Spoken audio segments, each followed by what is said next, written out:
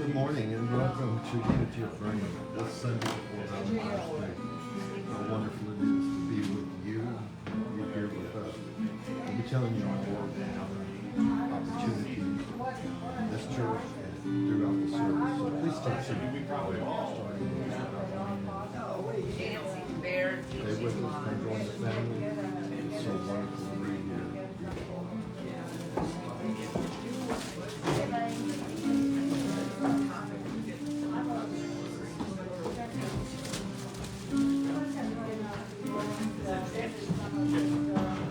Were you with him? Good morning, everyone. Good morning. Morning. My name is Ann King. I'm the worship assistant today. We're glad to have India Taylor with us. She had a little mishap last Sunday and broke down in New Bronxville, so Thom did a quick sit-in for her, and she's here today, so we're happy. Please stand. We're going to have our joy song, number 72. Open my eyes, that I may see.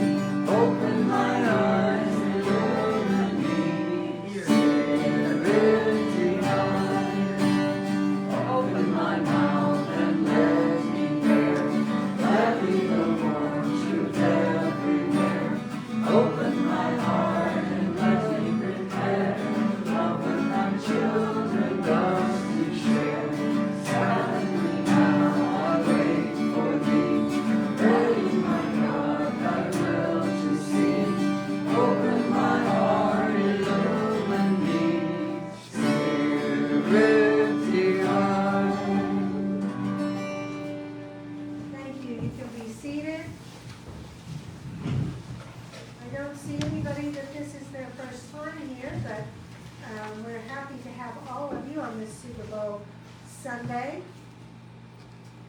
And I will remind everybody here, if you're not getting our weekly notices, there's a little sign-up sheet on that back table where the bird is in the circle. And we send out, Patricia sends out of what's happening, what's coming up on the next Sunday, plus any special notices and things like that, and then once a month the newsletter. So if you're not getting that, please put your information down and she'll add you to the list. And inside your bulletin, there is a prayer request form. You can fill that out anytime you want. There's a prayer box on the back table back there. I don't see it, but I know it's there somewhere. And drop it in, and they bring the prayer box forward. You can drop it in. You can drop it in after church.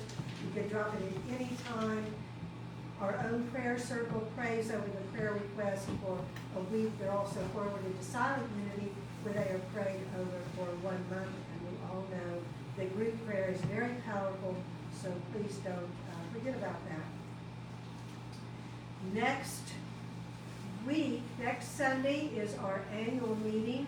It is normally on this second Sunday, and we did that when we started the church back in 1995 because of the Super Bowl. However, everything got kind of screwed around with all the COVID, so the Super Bowl isn't today, and so it's going to be next week, and that is also our potluck week. So we're going to kind of do both at the same time, I think, and we're going to cover finances and budget, and elect a new board member, and open the floor to questions and comments and suggestions. And it doesn't take that long. The one thing is, if you're going to vote on anything, the budget or the new board members or whatever, you do need to be a member. Very easy to become a member. Under the bulletin board back there, there are little applications. Just fill one of those out and give it to Ann or Brent, who are the board members here today, and they'll be happy to take care of it before next Sunday. So we're still in February, so remember to leave your bulletin jackets. You can pull the inside out, but we reuse those over and over. We do still have our Sunday book discussion going on. The more beautiful world our hearts know is possible. Is that right, Ann? Yes. The more beautiful world? Yes. Okay. And we're actually doing it a little bit different this time. Normally we read and then we talk and then we read and then we talk. But Pam has it on some kind of her phone, I guess, where we can actually have it read to us, and then every once in a while we pause and we talk about it, and then they read some more. So it's ongoing. You don't have to start at the beginning. It goes from 9:30 to 10:30. If you're ever get up early enough on a Sunday, come on in. We have coffee and tea and a lot of talking. So a lot of activities still going on via Zoom. The book studies, What the Mystics Know, every Sunday at 7 p.m. 3 Course in Miracles groups. 2 of them are led by Bob Patterson, who has been teaching them for years and years and years, and he has one Monday night at 7 p.m. and one Tuesday afternoon at 2 p.m. And then our own Reverend Jay has one Wednesday at 8 p.m. And Pathlighters is still 8 p.m. on Thursdays.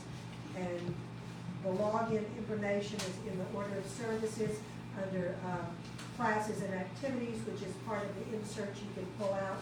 You can also go to our Facebook page and get that if you need it. So that is all our announcements, I believe.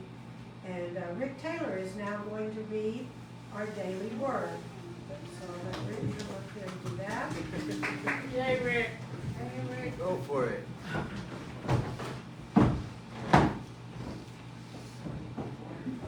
Good morning, everyone. Good morning. Morning. I'm very happy to be up here and have the honor of reading this to you. And it's quite a nice message. But I will start with, as we quietly, gently prepare for the reading of the daily word, we remember that we are in spirit with millions of daily word readers, the churches throughout the world.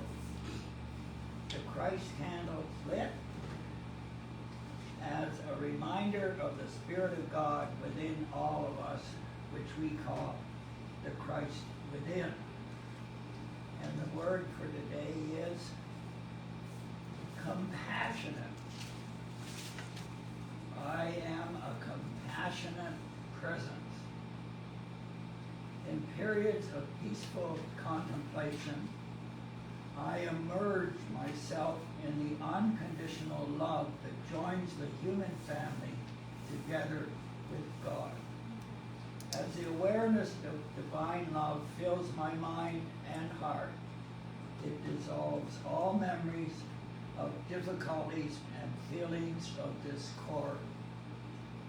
Centered in divine love, I deeply feel my oneness with God and with all people. I now see the people in my life anew, beholding the divinity of each dear one I meet. My heart overflows with empathy as I respond to their troubles and celebrate their triumphs. I am patient. I listen with intention. I recognize their divinity as I recognize my own. I welcome the flow of divine love as it blesses me as well as those with whom I am sharing my compassion. You shall not take vengeance or bear a grudge against any of your people, but you shall love your neighbor as yourself. I am the Lord. Leviticus 19:8. Okay. So it is. I am compassionate presence. Thank you. Thank you, Rick. Thank you, Rick.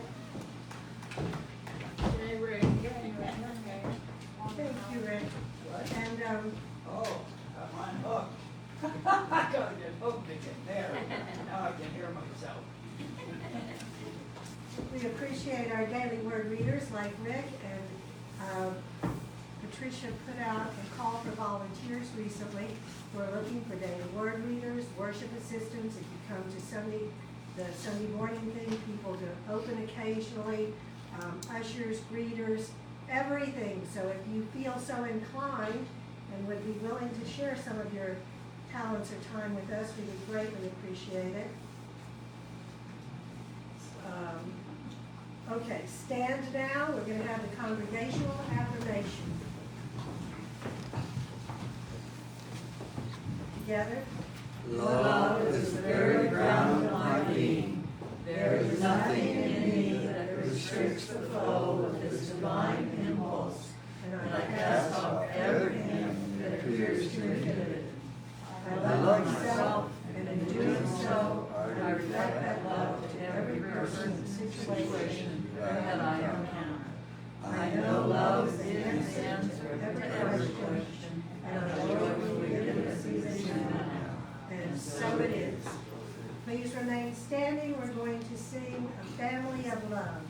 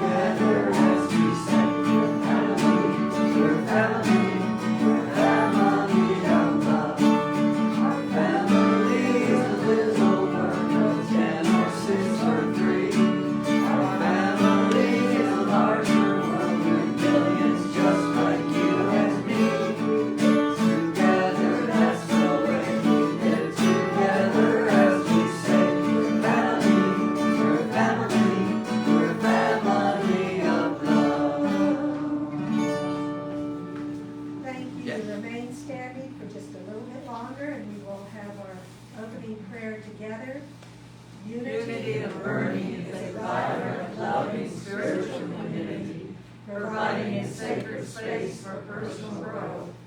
We honor and celebrate Christ within all people. Now you can be seated. I'm going to turn this over to Reverend Jay for the remainder of the service.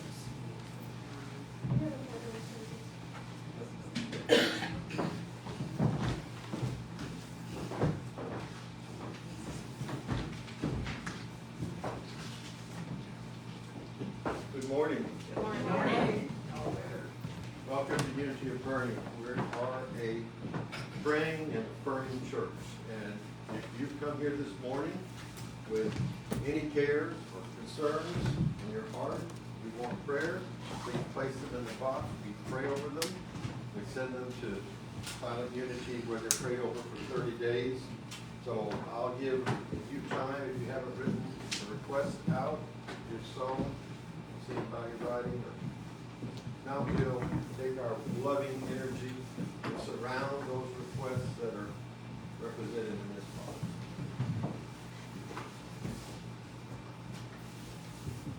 Infinite presence, we give abundant thanks that we're able to come before you, uplifting these cares and concerns that are on the hearts of those represented in this box. We know that your perfect will is being done right now in the lives of each of these people. We affirm the best, the highest, the most wonderful outcomes for those who have these concerns for their lives. We ask your blessing your guidance for these people. We ask your love and invoke your love and your presence right now. And we say together, and so it is. And so it is. Today's message song is Water by Daniel Nehemiah. It's about letting go, getting into the flow, and letting Spirit guide our choices.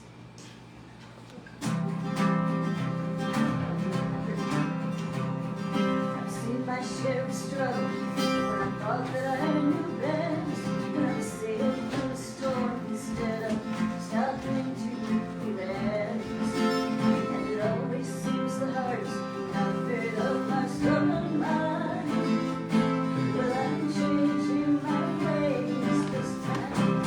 I want to be like water coming down a mountain into shadowy canyons, moving from pool to stream. Want to be like water, never feel no more.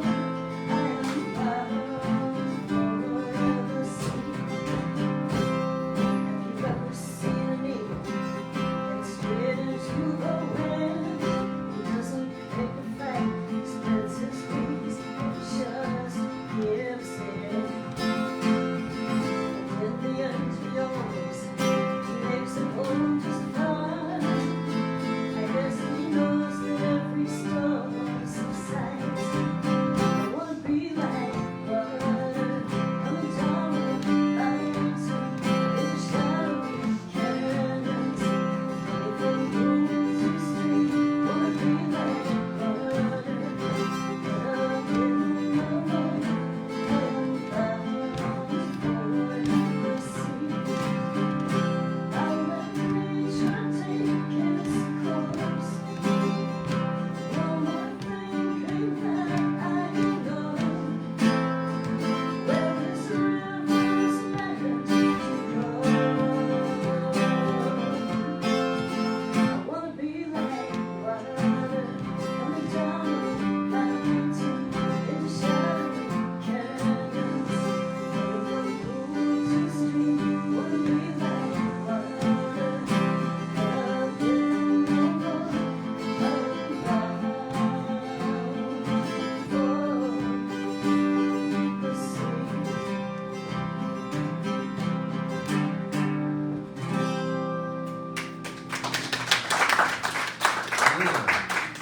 Nice. Thank you.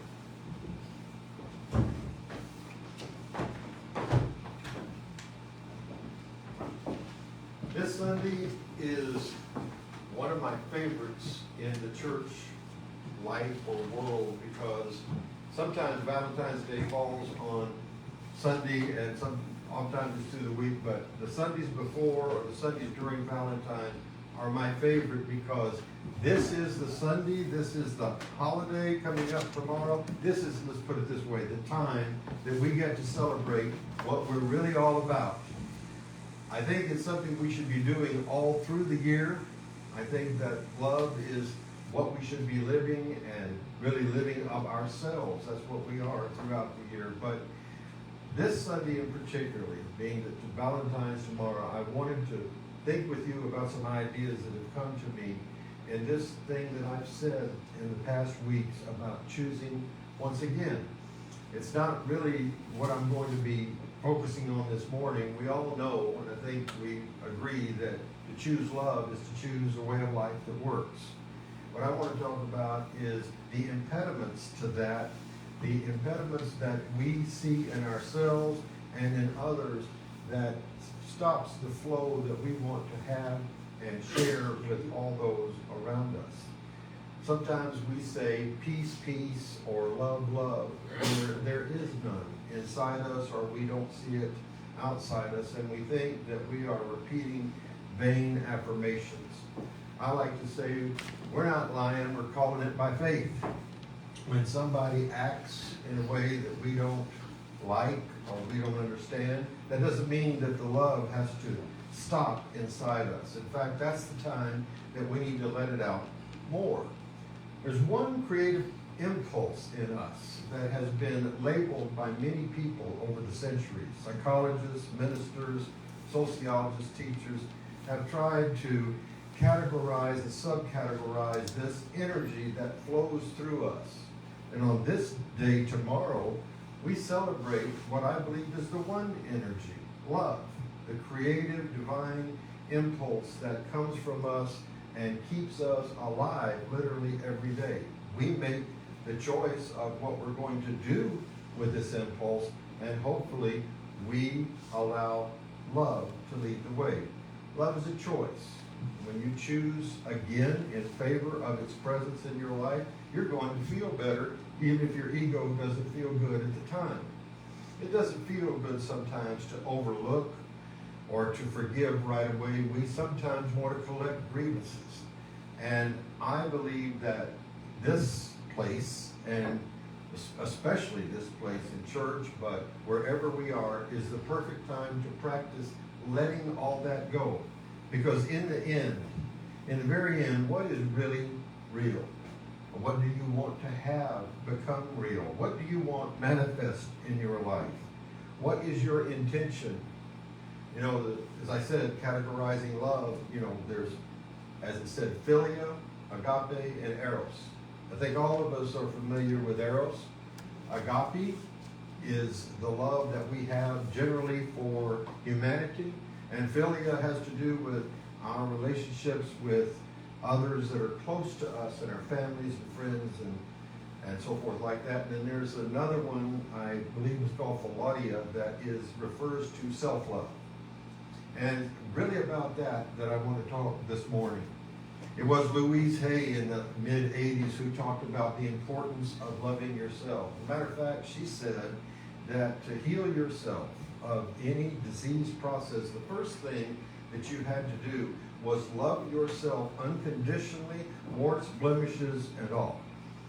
And some of the things and the exercises that she talked about in her landmark book, You Can Heal Your Life, seemed a little different to me. To stand in front of a mirror and say, I love you over and over again until you believed it, or until I believed it. It felt awkward to begin with. And I wondered why that felt so awkward. We're not taught sometimes to appreciate ourselves, the gift of who we are. We live in a world that would look at some folks that might practice that and say, you're so stuck on yourself, or you're think about yourself to the exclusion of others. No, it's not about that. It's about seeing through the obstacles that are in front of us to love's presence by seeing and standing in a mirror repeating, because we are creatures of habit, repeating over and over again, I love you unconditionally. That's simply an exercise that begins to break through the layers of conditioned thought that we've had about ourselves. We haven't lived sometimes in a world, in a universe, in a country that places a great value on self-love. And really this morning, I want to get down to that with you all. The idea that loving yourself unconditionally and repeating that if necessary hundreds of times begins to break up patterns of thought and ideas and behavior in you and me.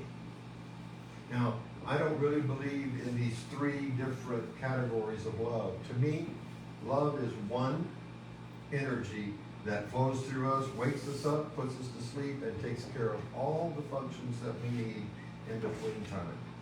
But I think it's useful for psychologists and folks like that to subcategorize love for what's going on in people's lives. But if you get down to it, you really get down to it, love is the glue that holds us together inside and holds us as a society together.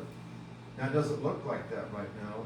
Oftentimes, it doesn't look like that. But do you realize that there are literally millions and millions of acts of cooperation that are going on right now to keep civilization civilized? We see the things that are pictured by the news as this is happening and it's widespread, and we forget that silently, quietly, all along the way, there are people who are cooperating with each other and ultimately showing respect for and loving one another to keep us moving as a society. It may not be called love, it may not use that word, but cooperation and harmony is a form of love. And when you choose in favor of loving yourself and forgiving yourself, you're going to notice these kind of things more.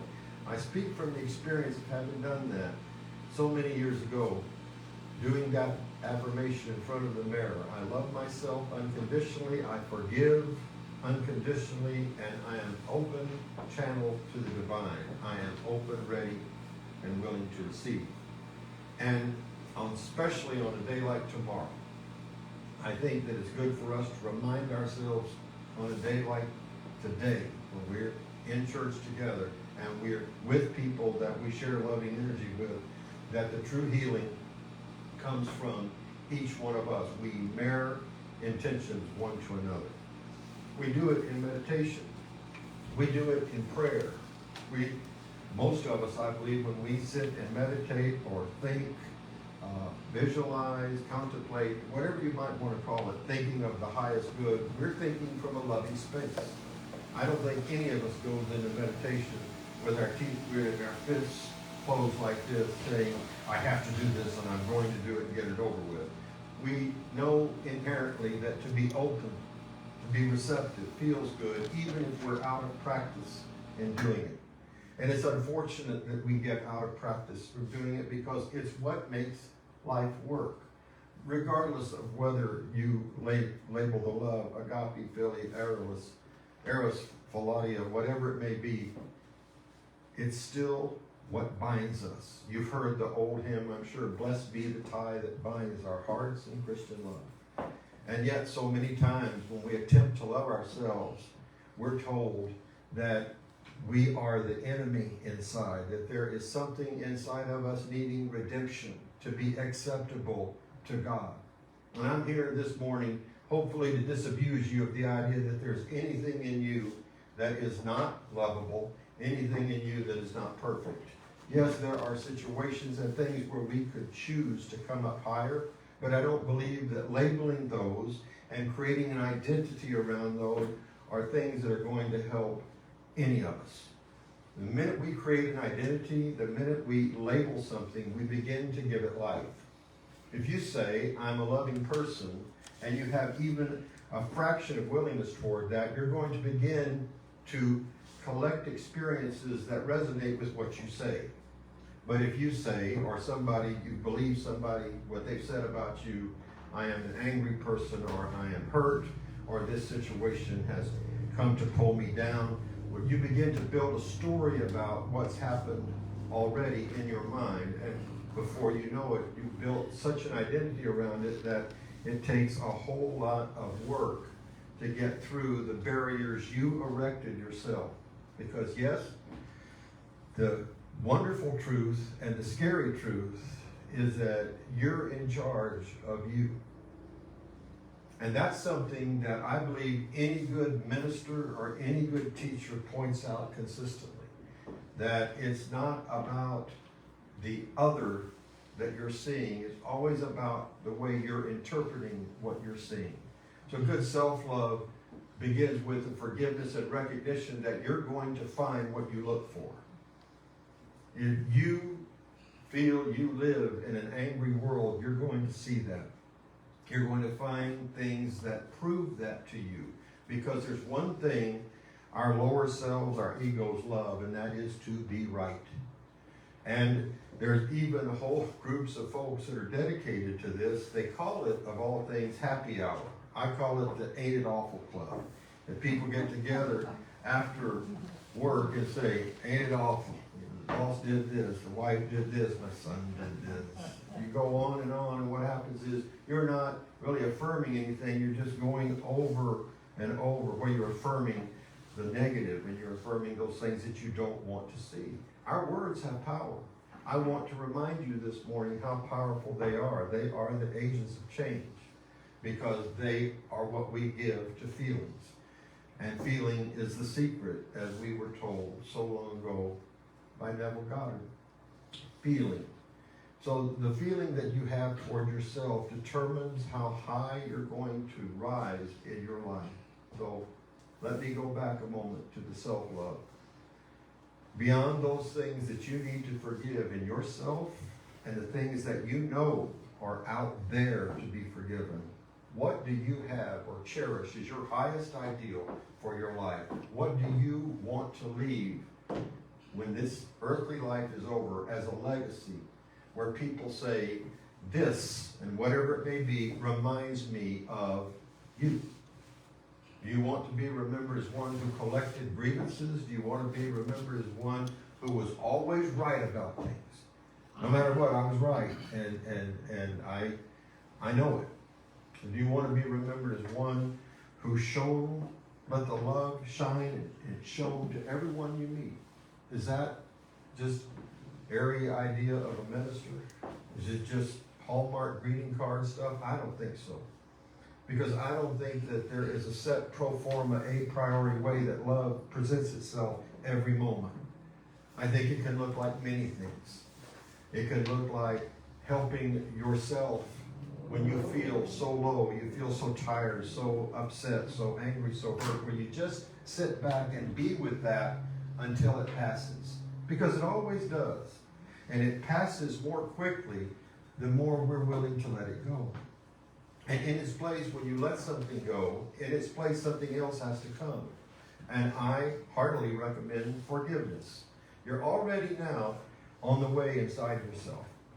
And so that when you're looking out at the things that are going on in your world or in our world or whatever our collective experiences, we're seeing it through different eyes.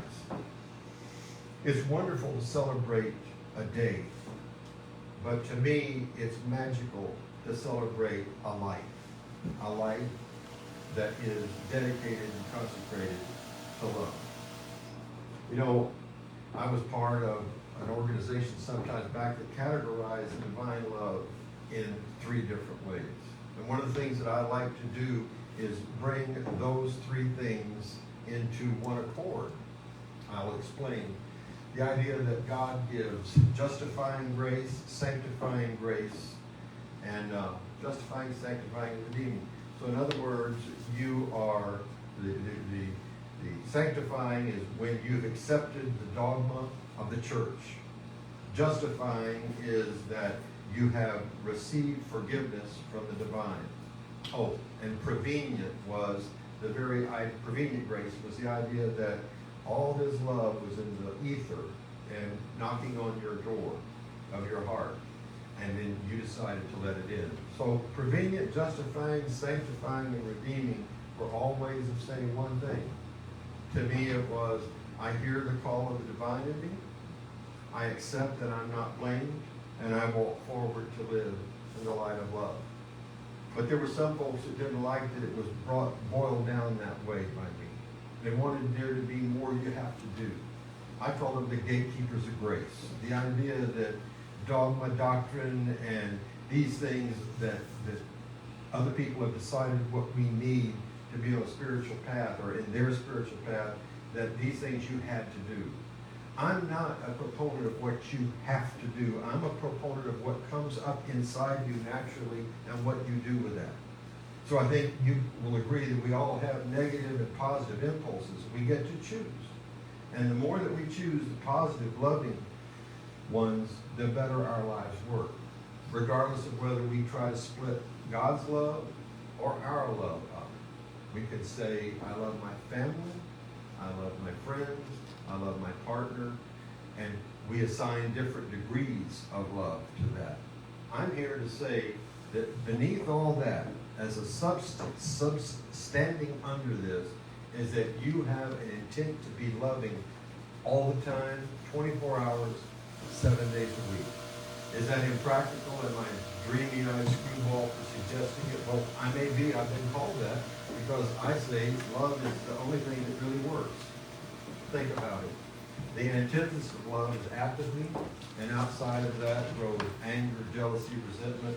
When has that ever worked? When have we ever celebrated the life of someone who was dedicated to the very worst in people and the very worst in themselves? We're always looking, reaching, whether we know it or not. We're calling for this love. We're showing it, even if it's twisted in a way. Have you ever seen children act out for attention? Well, they're crying for acceptance and approval. They don't know how to get it. We sometimes are like those children who think we're going to get what we want if we're just loud enough. Just because you're the loudest in the room doesn't mean you're the brightest. And sometimes we hear people, and I know I've heard preachers that talk about this over and over again. They scream and they yell and they invade and they guilt and they tell you, if you don't do what they say you're supposed to do, you're going to go straight to hell. And you know what bothers me the most is they do it sometimes with a smile on their face. It's like, I can't help it. You're making the choice. And if you don't do what I say, goodbye.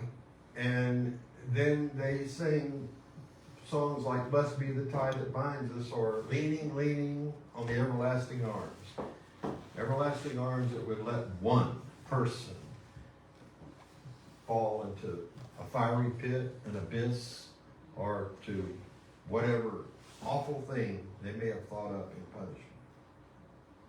See, I believe that the real hell is what, I think it was John Donne, the author, said. Hell, he said, is in ourselves. And then he said this other thing, which was really cynical. Hell is other people. And when I read that, I thought about that. I thought I could understand where an author who's sitting back may think that, but I don't think that's a great way to live.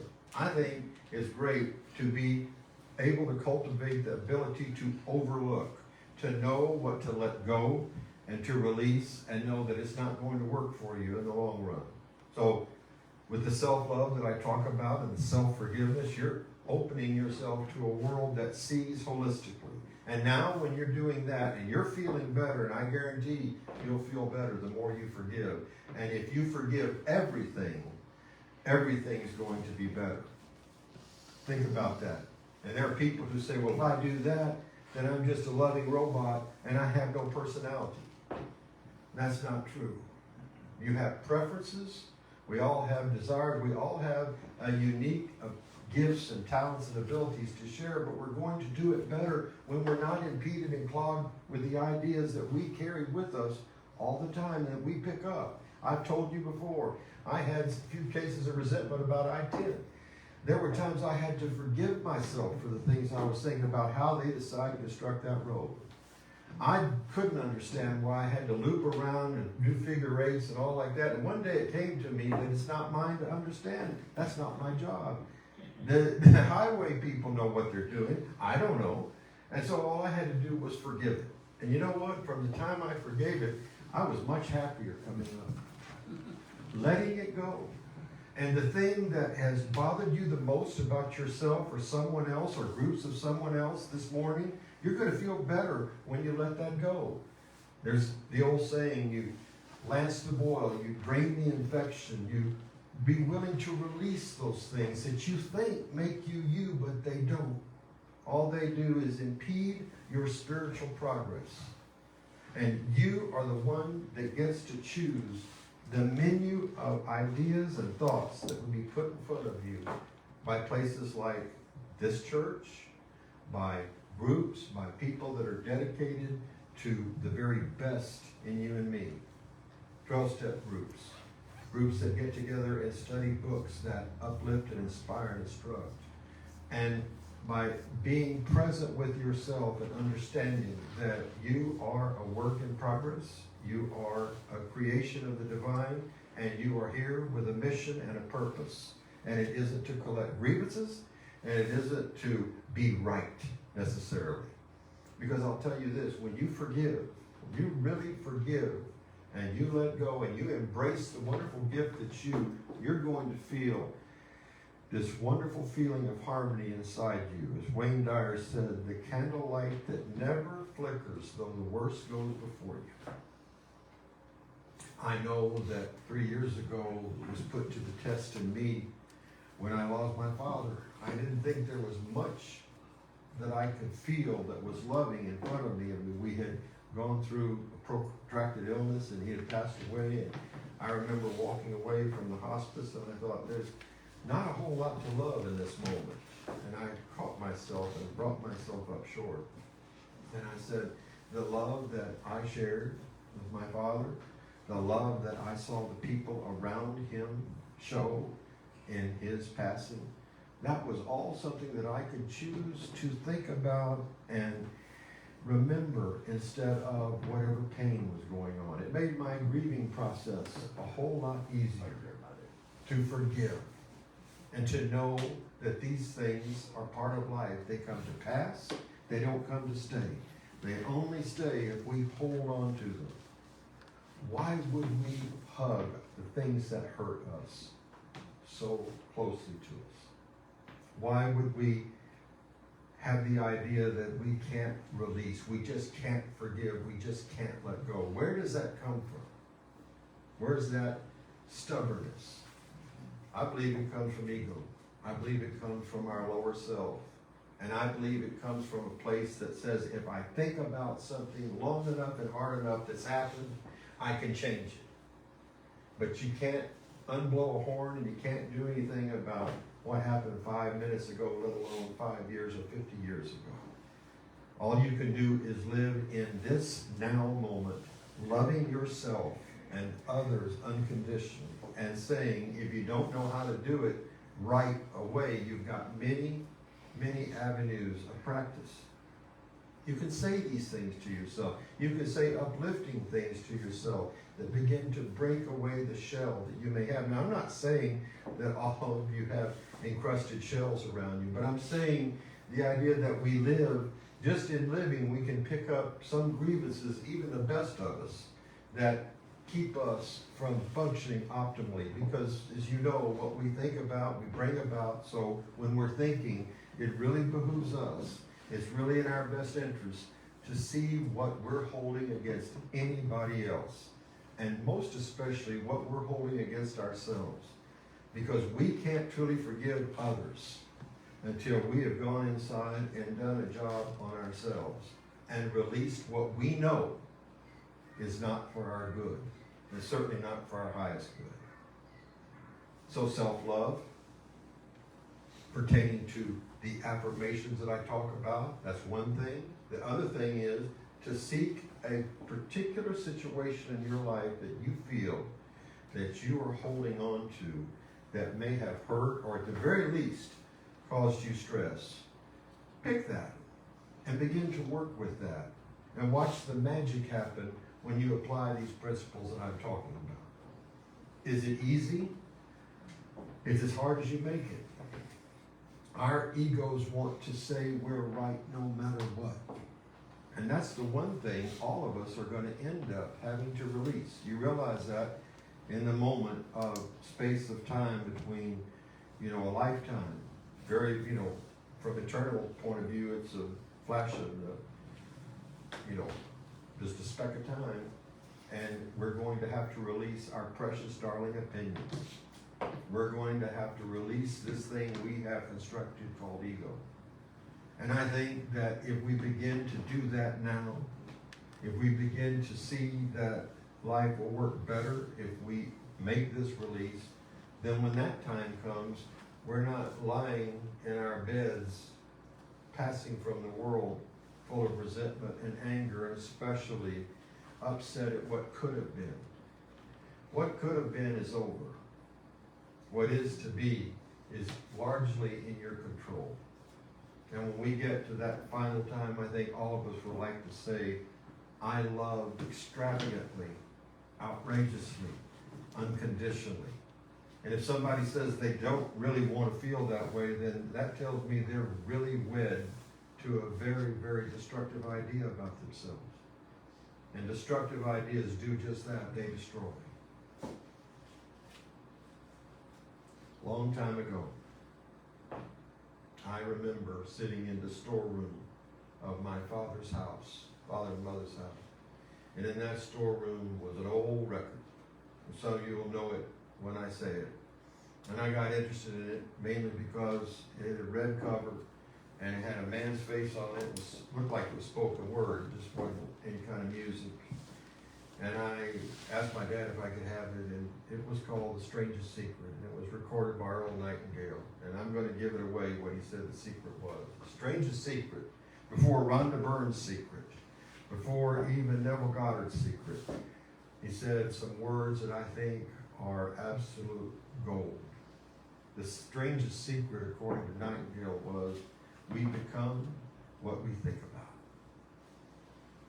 He said, after studying every religion and wise man and teacher and woman around the world that he had been able to bring together in his studies, he said the one thing that they agreed on is we become what we think about. And though I didn't implement it at the time perfectly, it began this search in me. And it led me where I am today. And that to me is a pretty good place. I'm with people that I minister to that I love. And I'm doing things that uplift me and hopefully uplift you. But think about it. We become what we think about. And if you accept life on in those words and that premise, then you'll know that it is incumbent on you to choose the highest and best thoughts you can and to release those things that hurt and those things that, even though, and it can be subtle sometimes, I'll say, I've forgiven, I've let it go, and then all of a sudden it pops up again. That's what grace is for, grace for the moment. The ability to choose again, to change your mind, and to realize, yes, you are a work in progress.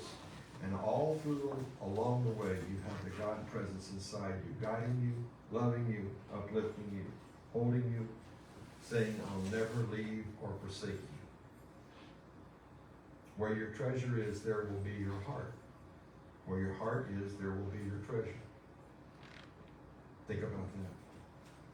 What we hold closely to us is really what's important to us. And what's important to us, only we know our ideas for holding on like that. I say let it all go. Remember the wonderful things that are in your life. Remember those moments that took your breath away. Remember the love in all of its form, whether it's eros, agape, philia, whatever they want to name it. Remember those shining, sterling moments where your breath was taken away and you said, it is just wonderful to be alive. Because that's what counts. All this other minutia that you drug along from the past that hurts, and the things we have to forgive and that we don't want to forgive and we just didn't happen, all that is not going to help you in the life that you want to craft and create. Become a master crafter of your life. That's my challenge to you this Valentine's Day. Not only to love everyone, love yourself enough so that you can truly love everyone and not just say it. There's nothing sadder than to see a minister or somebody who's, quote, religious, just very pious and say, I love everyone. And then carry a list of grievances a mile long behind them that deny everything they say. I've gone a little bit over this morning because I'm very passionate in this idea about self-love being the only way we're going to change our world. Our world needs it. And I ask you this to join me in meditation right now, that the love that we know is true and the things that we know that work in our lives, that we concentrate on them and bringing them into manifestation in this moment and this time of meditation. We're the ones who are going to heal our planet, and it begins by healing ourselves. That, as I said, that's the agony, but it's also the ecstasy. Agony because no one wants to look at it.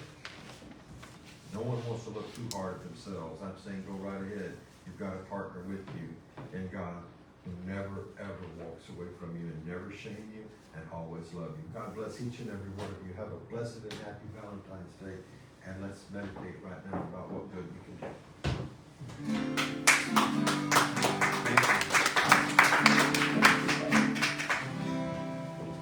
In the midst of his children, the Lord said that he would be. It doesn't take very many. It can be just 2 or 3. And I feel that sweet, sweet spirit that I felt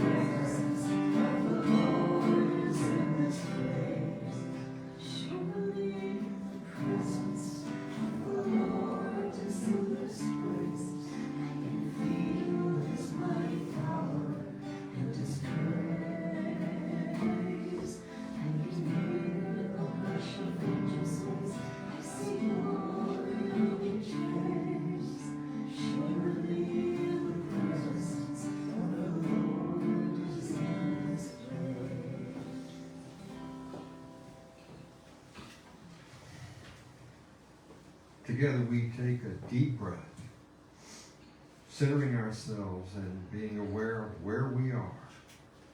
Feet on the floor, hands in our lap. But when we go within, we know we're in the presence of love, the holy, infinite presence that is the very essence of our being. And as we relax into this moment,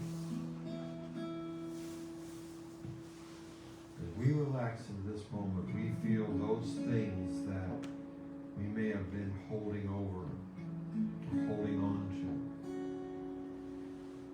We feel them now come up for healing, and the healing is to release them.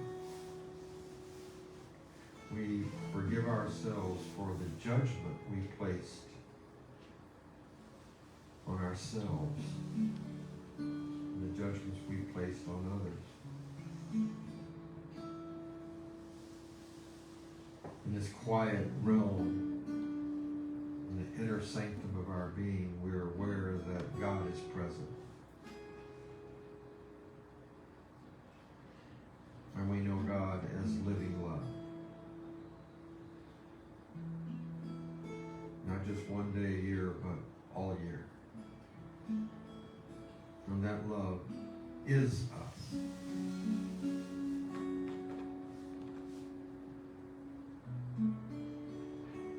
In this quiet moment, we accept healing where we need it.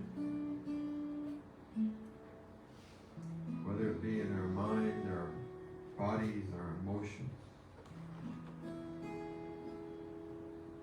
We are remade in this time. And even if we feel we have a long way to go, we make a start right now.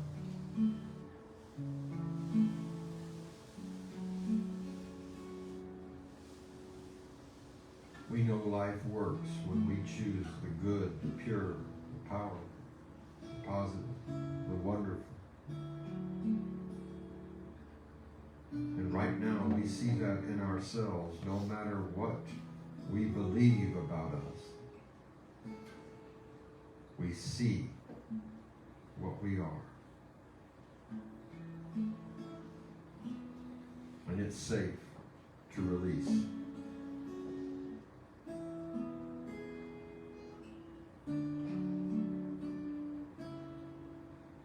And as this presence of love envelops us, we feel that we're able to go out in our world and make a difference.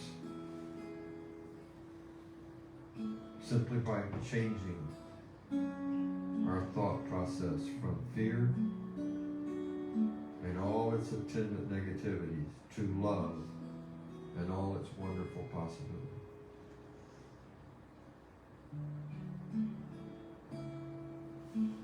Every cell in our body, every atom resonates to this love. We accept healing and wholeness and health right now.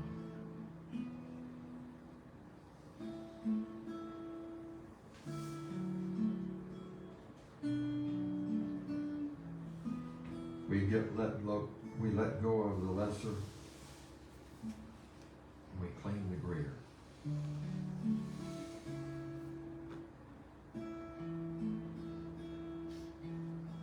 We're abundantly thankful that we get to change our mind about ourselves right now and choose in favor of the love we are.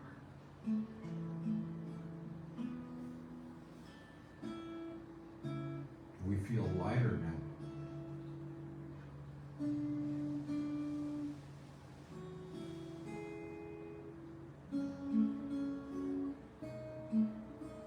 The spirit that is in us holds us, heals us, completes us.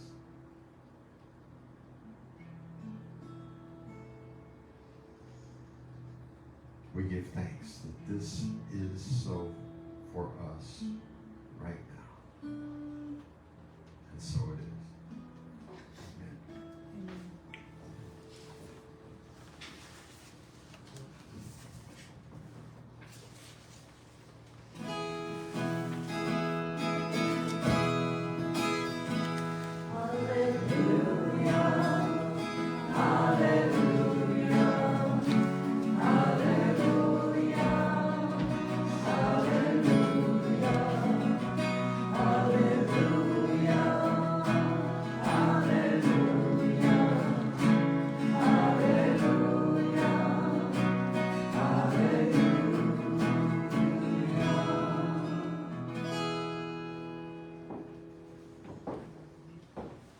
Thank each and every one of you for being here. Now, at the time we get to celebrate the blessed law of life, giving and receiving.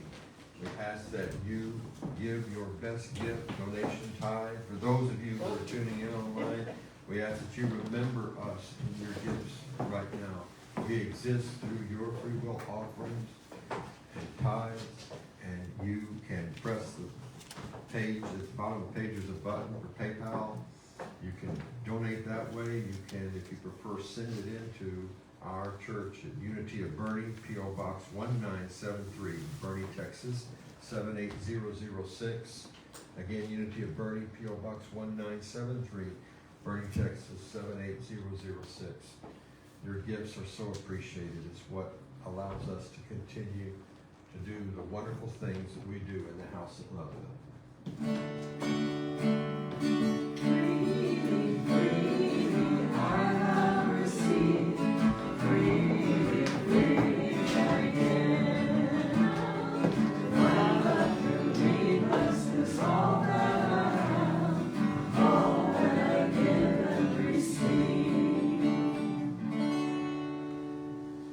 Together we say our blessing, divine love, through me, blesses and multiplies all that I am, all that I have, all that I give, and all that I receive, and I send it forth with my blessings and my love. And so it is.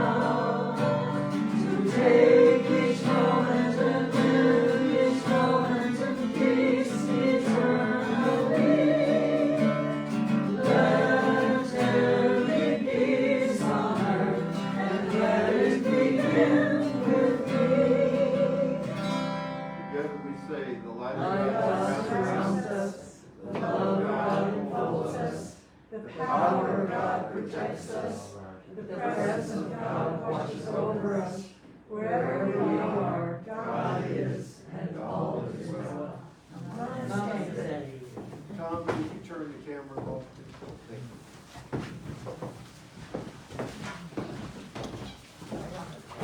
Hi, it's Thom Allen. Thanks on behalf of everyone here in Boerne today. We thank you for being with us and hope that you can go forward and find that place and time where we'll all all be together again in person. In the meantime, thanks again for being here. We'll see you next Sunday for the online. Yeah.